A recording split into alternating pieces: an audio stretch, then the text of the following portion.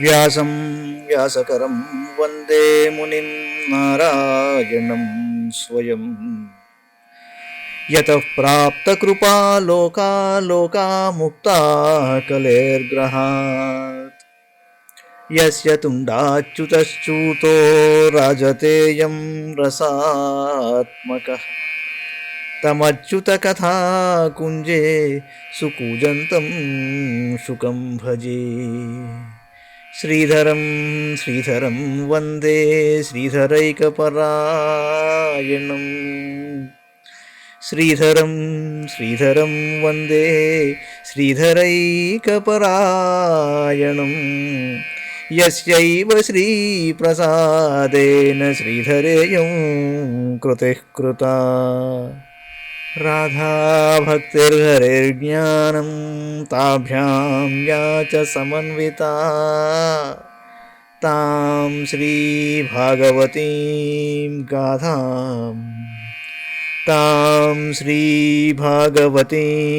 గాథాం వందే యుగళరూపిణీ. నీ పద్యావళులాలకించు చెవులు నిన్నాడు వాక్యంబులు. నీ పద్యావళులాలకించు చెవులు నిన్నాడు వాక్యంబులు. నీ పేరంబనిసేయు హస్తయుగముల్ నీ మూర్తిపై జూపులు. నీ పాదంబుల పొంత మ్రొక్కు శిరముల్ నీ సేవపై జిత్తముల్. నీపై బుద్ధులు మాకు నిమ్ముగరుణము. నీపై బుద్ధులు మాకు నిమ్ముగరుణము. నీరేజపత్రేక్షణ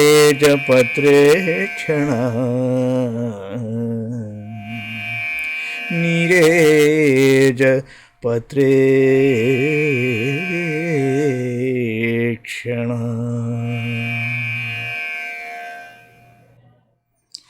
భాగవత మహాపురాణంలో దశమస్కంధంలో మనం 70వ అధ్యాయంలో ఉన్నాం. ఇతపూర్వం మనం చూసాం శ్రీకృష్ణుడు 16,000 మంది భార్యలతో ఎటువంటి జీవన విధానాన్ని గడుపుతూ వచ్చాడన్నది. ఇప్పుడు ఆయన దినచర్య ఎలా ఉంటుంది అది కొద్దిగా చూపించాడు. చెప్పి జరాసంధుడి బాధ గురించి ఒక దూత వచ్చి చెప్పుకుంటాడు శ్రీకృష్ణుడు. ఇది అధ్యాయం. శ్రీ శుకవాచ. అధోషస్యుపవృత్తాయాం కుక్కుటాన్ కూజతోషపన్ గృహీతకంఠ్యః పతిభిర్మాధవ్యో విరహాతురాః. వయాంశరూరువన్ కృష్ణం బోధయంతీవ వందినః గాయస్వలిష్వనిద్రాణి మందారవనవాయుభిః. ముహూర్తం తం తు వైదర్భీనాం మృష్యదతి శోభనం. పరిరంభణ విశ్లేషాత్ ప్రియబాహ్వంతరంగతా. బ్రాహ్మే ముహూర్తే ఉత్థాయ వార్యుపస్పృశ్య మాధవః. దధ్యౌ ప్రసన్నకరణ ఆత్మానం తమసః పరం. ఏకం స్వయం జ్యోతిరనన్యమవ్యయం స్వసంస్థయా నిత్యనిరస్తకల్మషం. బ్రహ్మాఖ్యమస్యోద్భవనాశహేతుభిః స్వశక్తిభిర్లక్షితభావనిర్వృతిం. అథాప్లుతోంభస్య మలే యథా విధిక్రియాకలాపం పరిధాయ వాససి. చకార సంధ్యోపగమాదిసత్తమో హుతానలో బ్రహ్మజజాపవాక్యతః. ఉపస్థాయార్కముద్యంతం తర్పయిత్వాత్మనః కలాః. దేవాన్ ఋషీన్ పితॄన్ వృద్ధాన్ విప్రానభ్యర్చ్య చాత్మవాన్. ధేనూనాం రుక్మశృంగీణాం సాధ్వీనాం మౌక్తికస్రజాం. పయస్వినీనాం గృష్టీనాం సవత్సానాం సువాససాం. దదౌ రూప్యఖురాగ్రాణాం క్షౌమాజినతిలైః సహ. అలంకృతేభ్యో విప్రేభ్యో బద్వం బద్వం దినే దినే. ఆ పురుషోత్తముడు అనుదినము బ్రాహ్మీ ముహూర్తమున మేల్కొని జలములతో ముఖ ప్రక్షాళనాదికములను నిరపుచుండెను. తరువాత ధ్యానమునందు నిరతుడై ప్రకృతికి అతీతమైన ఆత్మానందమును పొందుచుండెను అన్నాడు. ఏమిటయ్యా ఆత్మానందం? ఏకం స్వయం జ్యోతిరనన్యమవ్యయం స్వసంస్థయా నిత్యనిరస్తకల్మషం బ్రహ్మాఖ్యమస్యోద్భవనాశహేతుభిః స్వశక్తిభిర్లక్షితభావనిర్వృతిం. ఆ ఆత్మస్వరూపము అఖండమైనది, ఉపాధిరహితము, శాశ్వతము, సహజంగా జ్ఞానానందమయము, స్వయం ప్రకాశకము, సృష్టి సంహారహేతుభూతమగు శక్తి ద్వారా సకల భూతములకును సర్వదశలయందును సుఖకారకము, తమోగుణాతీతమైన బ్రహ్మ సంజ్ఞకము. అనంతరము ఆ కృష్ణప్రభువు నిర్మలమైన పవిత్ర జనములలో యథావిధిగా స్నానకృత్యములను ఆచరించాడు. శుభ్రమైన 2 వస్త్రములను ధరించి సంధ్యావందనాదికములను కూడా ఆచరించి అగ్నికార్యమును ముగించుకొని మౌనంగా గాయత్రీ మంత్రమును జపించాడు. అటు పిమ్మట భాస్కరుడు ఉదయించుచుండగా అతడు సూర్యోపస్థానం చేశాడు. తరువాత తన అంశభూతులకు దేవతలకును ఋషులకును పితృదేవతలకును తర్పణం చేశాడు. శ్రద్ధగా వృద్ధులను విప్రోత్తములను విద్యుక్తముగా పూజించాడు. భూసురోత్తములను వస్త్రాభరణములతో అలంకరించి పట్టు వస్త్రములను, జింక చర్మములను, తిలలతో సహా 13,084 ధేనువులను దానం చేశాడు. దూడలతో కూడి ఉండడి ఆ పాడియావులు మిగుల సాధు స్వభావము గలవి, మొదటిసారిగా ఈనినట్టివి. అవి బంగారు కొమ్ములతో ఒప్పుచున్నాయి. నూతన వస్త్రములతో, ముత్యాల హారములతో అలంకృతులైన ఆ గోవులు వెండి గిట్టలతో తేజరిల్లుచున్నాయి. గోవిప్రదేవతా వృద్ధ గురూన్ భూతాని సర్వశః నమస్కృత్యాత్మసంభూతిర్మంగళాని సమస్పృశత్. ఆత్మానం భూషయామాస నరలోక విభూషణం వాసోభిర్భూషణైః స్వీయైర్దివ్య స్రగనులేపనైః. అవేక్ష్యాజ్యం తథాదర్శం గోవృషద్విజదేవతాః కామాంశ సర్వవర్ణానాం పౌరాంతఃపురచారిణాం ప్రదాప్య ప్రకృతిః కామైః ప్రతోష్య ప్రత్యనందత. సంవిభజ్యాగ్రతో విప్రాన్ సక్తాంబూలానులేపనైః సుహృద ప్రకృతిర్దారానుపాయపాయం తస్తతస్వయం తావత్సూతౌపానీయశ్చందనం పరమాద్భుతం. సుగ్రీవాద్యైర్హయైర్యుక్తం ప్రణమ్యావస్థితోగ్రతః గృహీత్వా పాణినా పాణిసారథేస్తమధారుహత్. సాచక్యుద్ధవసంయుక్తః పూర్వాద్రిమివ భాస్కరः ఈక్షితోऽन्तఃపురస్త్రీణాం సవ్రీడప్రేమ వీక్షితైః కృచ్ఛ్రాద్విసృష్టో నిరగాజ్జాతహాసో హరన్మనః. సుధర్మాఖ్యాం సభాం సర్వైర్వృష్ణిభిः పరివారితః ప్రావిశద్యన్నివిష్టానాం న సంచంగ షడూర్మయః. మంగళకరములైన వస్తువులన్నింటినీ తాకి ప్రణామములు చేసుకుని శ్రీకృష్ణుని సహజ సౌందర్యము మానవాళికే తలమానికము అయినను ఆ ప్రభు పీతాంబరాది వస్త్రములతోనూ కౌస్తుభాది ఆభరణములతోనూ పుష్పహారములతోనూ చందనాది అంగరాగములతో తనను అలంకరించుకున్నాడు. నేతిలోనూ అద్దమునందును తన ముఖారవిందమును చూసుకున్నట్ట. గోమాతలను, వృషభులను, ద్విజులను, దేవతా ప్రతిమలను దర్శించాడు. సకల వర్ణములకు చెందిన పౌరుల యొక్క అంతఃపురవాసుల యొక్క అభిలాషలను తీర్చాడు. ఇతర ప్రజల మనోరథములను ఈడేర్చి వారిని సంతోషపరచి వారి నుండి అభినందనలను స్వీకరించాడు. పూలమాలలను, తాంబూలములను, అనులేపములను క్రమంగా బ్రాహ్మణులకును, మిత్రులకును, మంత్రులకును, రాణులకును పంచి ఇచ్చి తరువాత మిగిలిన వాటిని అనుభవించాడు. ఇంతలో రథసారథి అయిన దారుకుడు శైబ్యము, సుగ్రీవము, మేఘపుష్పము, వలాహకము అను అశ్వములను పూంచి మిక్కిలి అద్భుతమైన ఒక రథాన్ని తీసుకుని వచ్చి నిలబెట్టాడు. అందులో అతడు ఆ స్వామికి ప్రణమిల్లి సమనీయంగా ఎదుట నిలబడ్డాడు. అనంతరం ఆ ప్రభువు సారథి యొక్క చేతిని తన చేతిలోనికి తీసుకుని రథమునందు ఆసీనుడయ్యాడు. అప్పుడు సాత్యకితో ఉద్ధవునితో రథారూఢుడై ఉన్న శ్రీకృష్ణుడు ఉదయాద్రిపై గల భాస్కరుని వల్లే తేజరిల్లాడు. అప్పుడు అంతఃపుర స్త్రీలు సిగ్గుపడుతూ ప్రేమానురాగములతో చూస్తూ అతి కష్టం మీద ఆ స్వామిని వీడ్కోలు పలికారు. ఆ స్వామికి అంతటా ఆ పురుషోత్తముడు వారి మనస్సులను దోచుకొనుచు మందహాసంతో తన ప్రాసాదం నుండి బయలుదేరాడు. క్రమంగా శ్రీకృష్ణ భగవానుడు వృష్ణివంశము వారితో కూడి సుధర్మ అను పేరుగల సభాభవనమును ప్రవేశించాడండి. మహిమాన్వితమైన ఆ సభలో ఆసీనులై ఉన్న వారికి ఆకలి దప్పులు, శోకమోహములు, జరామరణములు అను షడూర్ములు ఉండవు.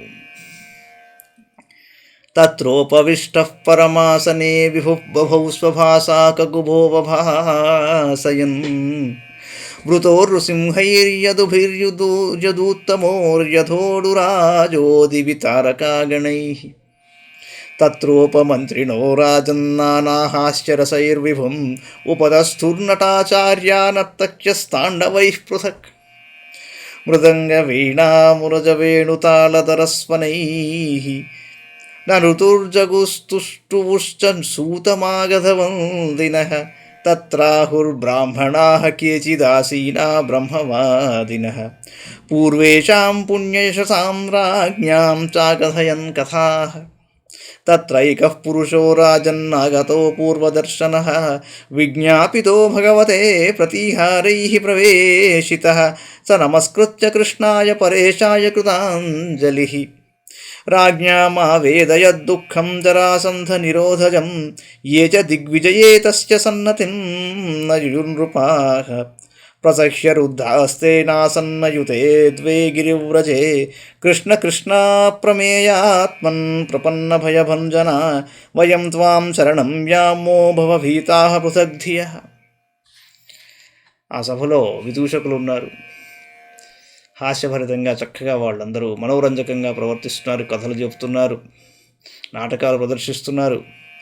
అలాగే బ్రాహ్మణోత్తములు వేదాలలోని కొన్ని విషయాలను చక్కగా వివరిస్తున్నారు, వేదమంత్రముల పరమార్థములను వెల్లడిస్తున్నారు, పూర్వుల యొక్క గాథలను వినిపిస్తున్నారు, వర్ణిస్తున్నారు.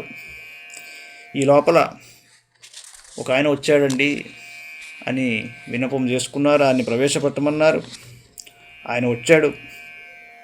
వచ్చి ఏమన్నాడయ్యా అంటే, సచ్చిదానంద స్వరూప పరమాత్మ, నీవు అవాంగ్మానస గోచరుడవు, ప్రపన్నుల యొక్క భయమును రూపము ఆపిడివాడవు, మా బుద్ధులు వికలమైనవి, జనన మరణ రూప సంసార చక్రమున భయగ్రస్తులమై మేము నిన్ను శరణు జొచ్చుచున్నాము అన్నాడు.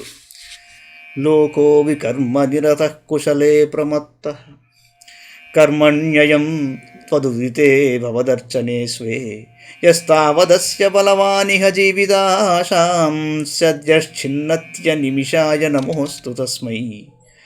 లోకే భవాన్ జగదినః కలయావతీర్ణః సద్రక్షణాయ ఖల నిగ్రహణాయ చాన్యః కశ్చిత్ త్వదీయమతి యాతి నిదేశమీశ కిం వా జనస్వకృతమృక్షతి తన్న విద్మః స్వప్నాజితం నృపసుఖం పరతంత్రమీశ శశ్వద్భయేన మృతకేన ధురం వహామః హిత్వా తదాత్మని సుఖం త్వదనీహ లభ్యం క్లిశ్యామహేతి కృపణాస్తవ మాయయేహ.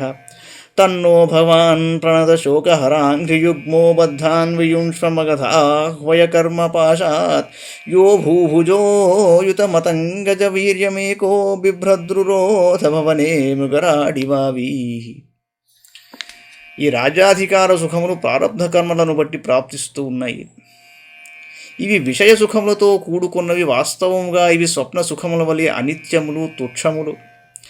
ఈ సుఖములను అనుభవించునట్టి ఈ శరీరములు కూడా శవతుల్యములు, సర్వదా భయావహములు. అంతఃకరణ శుద్ధితో యాదృచ్ఛికముగా లభ్యముగు ఆత్మసుఖమును కాదని ఈ శరీరములతో పెక్కు ప్రాపంచిక కర్మల భారమును మోస్తున్నాము. నిజంగా మేము అజ్ఞానులము, నీ మాయలోబడి పలు క్లేశములను అనుభవిస్తున్నాము. లోకేశ్వర, నీ దివ్య పాద పద్మములు శరణాగతుల యొక్క సకల శోక మోహములను పారద్రోలునట్టివి. కనుక జరాసంధరూప కర్మ బంధముల నుండి మమ్ములను విముక్తులను గావింపుము దేవా. ఈ జరాసంధుడు ఒక్కడే 10,000 ఏనుగుల బలము గలవాడు. సింహము గొర్రెలను ఆక్రమించినట్లుగా అతడు మమ్మల్ని నిర్బంధించాడు అని చెప్పాడు. ఆ రాజులందరూ చెప్పిన మాటని ఈయన వినిపిస్తున్నాడు. యో వై త్వయా ద్వినవకృత్వ ఉదాత్తచక్రభగ్నో మృధే ఖలు భవంతమనంతవీర్యం జిత్వానులోకనిరతం సకృదూఢదర్పో యుష్మత్ప్రజారుజతి నోజిత తద్విధేహి. జరాసంధుడు నీతో 18 సార్లు యుద్ధం చేశాడు. 17 సార్లు ఓడించావు, వదిలేశావు. 18వ మాత్రము ఓడిపోయినట్లు నటించి అక్కడి నుంచి వచ్చేసావు. ఓ జయశీల, మేము నీ చరణు దొచ్చిన వారము, నీ భక్తులము, ఇక నీ చిత్తము మా భాగ్యము అన్నారు వాళ్ళు. దూతవాచ ఇతి మాగధ సమృద్ధా భవద్దర్శనకాంక్షిణః ప్రపన్నాః పాదమూలం తే దీనానాం సంవిధీయతాం. ఓ దేవాదిదేవ, జరాసంధునిచే బంధింపబడిన రాజులు ఈ విధంగా నిన్ను ప్రార్థించారు. వారు నీ పాద పద్మములనే శరణుజొచ్చి ఉన్నారు. నీ దర్శనమునకై ఎంతయు తహతలాడుతున్నారు. కనికరించి ఆ దీనులను ఆదుకొని వారికి శుభములను చేకూర్చుము అన్నాడు. శ్రీ శుక ఉవాచ. రాజదూతే బ్రువచ్యేవం దేవర్షిః పరమద్యుతిః. రాజదూతే బ్రువచ్యేవం దేవర్షిః పరమద్యుతిః బిభ్రత్పింగజటాభారం ప్రాదురాసీత్యథా రవిః. తం దృష్ట్వా భగవాన్ కృష్ణः సర్వలోకేశ్వరేశ్వరः వవంద ఉత్థితः శీర్ష్ణా సభ్యః సానుగో ముదా సభాజయిత్వా విధివత్కృతాసన పరిగ్రహం బభాషే నృతైర్వాక్యైః శ్రద్ధయా తర్పయన్మునిం అపి స్విదద్య లోకానాం త్రయాణాముకుతో భయం నను భూయాన్ భగవతో లోకాన్ పర్యటతో గుణః నహి తే విదితం కించిల్లోకేష్వీశ్వరకర్తృషు అథ పృచ్ఛామహే యుష్మాన్ పాండవానాం చికీర్షితం. బంధితులయ్య రాజుల నుండి వచ్చిన దూత ఇలా పలుకుచుండగా సూర్యుని వలె దివ్య తేజస్సుతో వెలుగొందుచున్న నారద మహాముని అక్కడికి వచ్చాడు. ఆయన జటాచూటము పింగళవర్ణముతో శోభిల్లుచున్నదండి. సకల పాలురకును ప్రభువైన శ్రీకృష్ణ పరమాత్మ ఆ మహర్షిని చూడగానే లేచి వచ్చి తన అనుచరులతో సదస్సులతో కూడి సంతోషంగా శిరసా ప్రణమిల్లాడు. ఆ స్వామి ఆ దేవమునిని విద్యుక్తముగా పూజించి సుఖాసీనుని గావించాడు. తన మధుర వచనములతో ఆయనను తృప్తిపరుస్తూ ఇలా అన్నాడు. మహర్షి, ముల్లోకముల వారు అందరూ ఎట్టి భయము లేకుండా జీవిస్తున్నారు కదా. పూజ్యుడవైన నీవు సకల లోకముల యందును సంచరించుచుండుట వలన మాకు లాభమే. ఎంచేతంటే అన్ని విషయములను నీ వలన మాకు విదితములవుతూ ఉంటాయి నారదా. భగవంతునిచే సృష్టింపబడిన ముల్లోకముల యందును జరుగుతున్న విషయములలో నీకు తెలియనిది ఏదీ లేదు. కనుక ఇప్పుడు పాండవులు ఏం చేయాలనుకుంటున్నారో దయతో చెప్పు అన్నాడు.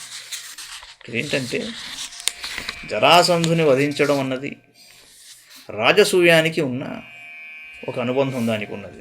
ధర్మరాజు గారు మరి ఇంద్రప్రస్థం నిర్మించుకున్నాక రాజసూయం చేయాలని తలపెట్టడం, ఆ తర్వాత శ్రీకృష్ణుడిని పిలిపించి ఆయన్ని గౌరవించి ఆయన సలహా తీసుకోవడం, ఇవన్నీ మనం భారతంలో చూస్తాం. సో దానికి అనుసంధానం ఇక్కడ. శ్రీ నారద ఉవాచ. దృష్టా మయా తే బహుశో దురత్యయా మాయా విభో విశ్వసృజశ్చ మాయినః భూతేషు భూమం సరతః స్వశక్తిభిః వహ్నేరివక్షన్నరుచో నమేద్భుతం తవేహితం కోర్హతి సాధు వేదితుం స్వమాయయేదం సృజతో నియక్షతః యద్విద్యమానాత్మతయా వభాసతే తస్మై నమస్తే స్వవిలక్షణాత్మనే జీవస్య యః సంసరతో విమోక్షణం న జానతో నర్థవఃక్షరీరతః లీలావతారైః స్వయశః ప్రదీపకం ప్రాజ్వాలయత్వా తమహం ప్రపద్యే అథాప్యాశ్రావయే బ్రహ్మ నరలోక విడంబనం రాజ్ఞః పైతృష్వసేయస్య భక్తస్య చ చికీర్షితం యక్షతి త్వాం మఖేంద్రేణ రాజసూయేన పాండవః పారమేష్య కామో నృపతిస్తద్భవాననుమోదతాం తస్మిన్ దేవ క్రతువరే భవంతం వై సురాదయః తిదృక్షవः సమేష్యంతి రాజానశ్చ యశస్వినః శ్రవణాత్ కీర్తనాత్ ధ్యానాత్ పూయంతే వసాయినః తవ బ్రహ్మమయస్యేష కిముతేక్షాభిమర్షిణః యస్యామలం దివ్యశః ప్రథితం రసాయాం భూమౌ చ తే భువనమంగళదిగ్వితానం మందాకినీతి దివి భోగవతీతి చాధో గంగేతి చేహ చరణాంబు పునాతి విశ్వం. నారదుల వారు అన్నారు, సర్వవ్యాపివైన ప్రభు, నీవు ఈ విశ్వమును నిర్మించువాడవు, గొప్ప మాయావివి. పెద్ద పెద్ద మాయావులైన బ్రహ్మాది దేవతలకు కూడా నీ మాయ అధిగమింపరానిది. కర్రలలో దాగియున్న అగ్నివలే నీవు నీ అచింత్యమైన శక్తితో సకల భూతముల యందును వ్యాపించి ఉన్నావు. లోకుల దృష్టి సత్వాది గుణముల వరకే పరిమితమై ఉంటుంది. అందువలన వారు నీ తత్వమును తెలుసుకొన జాలరు. నేను నీ మాయా ప్రభావమును పలుమార్లు చూచాను. కావున సర్వజ్ఞునమైన నీవు ఏమీయూ ఎరుగని వాని వలె పాండవుల విషయమును గూర్చి ప్రశ్నించడం నాకు పెద్ద ఆశ్చర్యకరంగా లేదన్నాడు. దేవా, నీ మాయ ద్వారానే ఈ జగత్తును నీవు సృజించుచున్నావు, నియంత్రించుచున్నావు. నీ మాయ కారణంగా అసత్యమైన ఈ విశ్వము సత్యంగా ప్రతీతమవుతోంది. నీవు ఎప్పుడు ఏమి చేయ సంకల్పించుచుందో ఎవరును ఏమాత్రము ఎరుగరు. అచింత్య స్వరూపుడవైన నీకు నేను పదే పదే నమస్కరిస్తున్నాను. పురుషోత్తమా, జీవుడు దేహ సంబంధమైన వాసనలో చిక్కుకొని జనన మరణ చక్రమును భ్రమిస్తూ ఉంటాడు. దాని నుండి బయటపడు మార్గమును అతడు ఎరుగడు.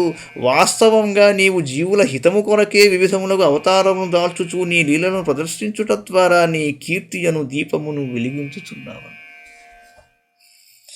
ఆ కాంతుల సహాయంతో అనర్ధహేతువైన తన శరీరము నుండి జీవుడు ముక్తిని పొందుతాడు. అట్టి మహాత్ముడవైన నిన్ను నేను శరణు వేడుచున్నాను. శ్రీకృష్ణ, నీవు స్వయంగా పరబ్రహ్మవు అయినను నీవు లోకమర్యాదను అనుసరిస్తూ సామాన్య మానవుని వలె ప్రశ్నిస్తున్నావు. కనుక నీ భక్తుడు నీకు మేనత్త కుమారుడు అయిన ధర్మరాజు ఏమి చేయదలిచి ఉన్నాడో నీకు తెలుపుతాను. వడియో బాగానే ఉంది, కానీ అడగగానే టక్కని చెప్పేయడం కాదు. నువ్వు ఎందుకు అడుగుతున్నావు?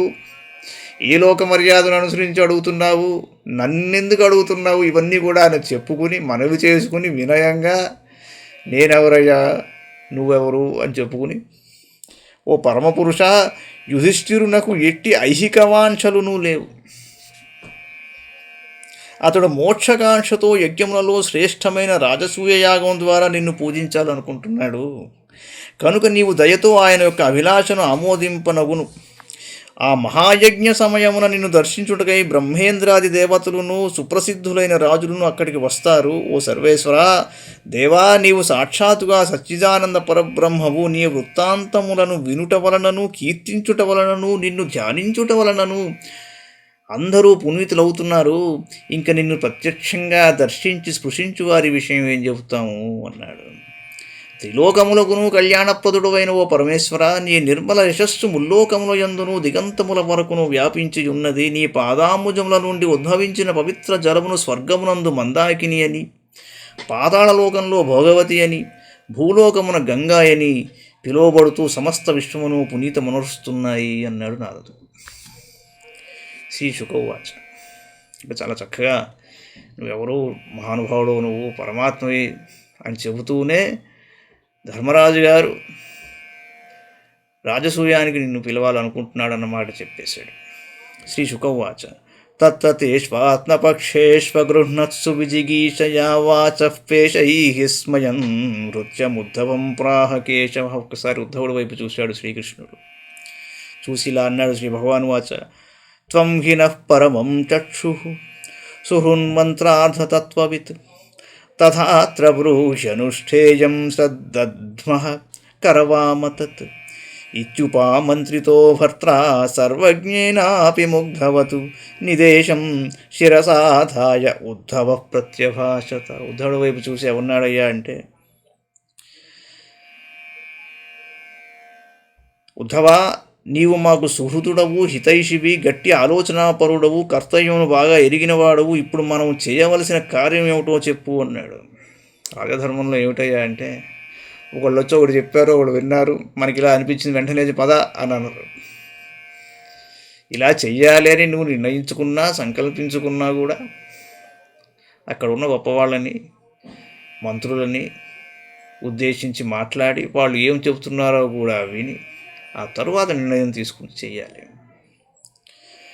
ఉద్ధవా, నీవు నాకు సుహృదుడవు, హితైషివి, గట్టి ఆలోచనాపరుడవు, కర్తవ్యమును బాగా ఎరిగినవాడవు. ఇప్పుడు మనం చేయవలసిన కార్యం తెలుపుము అన్నాడు. నీ సూచనను శ్రద్ధగా విశ్వాసముతో పాటించగలవన్నాడు. నువ్వు చెప్పింది చేస్తామంటున్నాడు. ఊరికే చెప్పడం కోసమే తర్వాత నా ఇష్టం అని చెప్పటల్లా. నువ్వు ఏం చెబుతావు చేస్తానంటున్నాడు. శ్రీకృష్ణ ప్రభు సర్వజ్ఞుడైనను ఏమీ ఎరుగని వాని వలె కర్తవ్యమును గూర్చి తనను అడుగగా ఉద్ధవుడు ఆ స్వామి యొక్క ఆదేశమును తలదాల్చుచూ ఇలా చెప్పాడు. ఏం చెప్పాడయ్యా అన్నది వచ్చే అంకంలో చూద్దాం. ఇది శ్రీమద్భాగవతే మహాపురాణే పారమహంస్యాం సంహితాయాం దశమస్కంధే ఉత్తరార్ధే సప్తతితమోధ్యాయః. మంగళం భగవాన్ విష్ణుః మంగళం గరుడధ్వజः మంగళం పుండరీకాక్షో మంగళాయ తనో హరి. సర్వం శ్రీకృష్ణార్పణమస్తు.